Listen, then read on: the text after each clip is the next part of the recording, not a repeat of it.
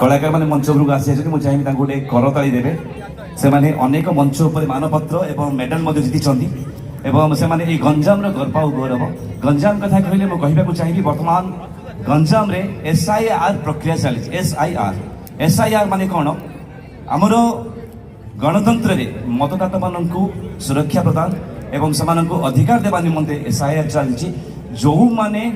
vote ଦେଇପାରିବେ ସେମାନଙ୍କୁ ଆମେ ପଞ୍ଜୀକୃତ କରିଛୁ କିନ୍ତୁ ଯେଉଁମାନେ ଯେଉଁ ଭୋଟର ମାନେ ଅଛନ୍ତି ସେମାନେ ଏଲିଜିବଲ ନୁହନ୍ତି ସେମାନେ SIR ପ୍ରକ୍ରିୟାରେ ବାଦ ପଡ଼ିବେ ତ ଆପଣମାନଙ୍କୁ ସମସ୍ତଙ୍କୁ କହିବାକୁ ଚାହିଁବୁ BLO ମାନେ ଆପଣ ଘର ପାଖକୁ ଆସିବେ ବର୍ତ୍ତମାନ ମେ 30 ତାରିଖ ଠାରୁ ଏହି ପର୍ଯ୍ୟାୟକ୍ରମେ କାମ ଚାଲିଛି ଜିଲ୍ଲା ପ୍ରଶାସନ ତାଙ୍କର ପ୍ରତ୍ୟେକ ତତ୍ତ୍ୱାବଧାନରେ ଏହି କାର୍ଯ୍ୟକ୍ରମ SIR ପ୍ରକ୍ରିୟା ଯାହାକି ଆସନ୍ତା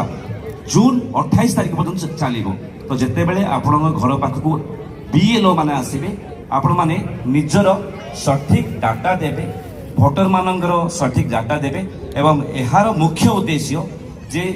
ଯେଉଁ ଭୋଟର ମାନେ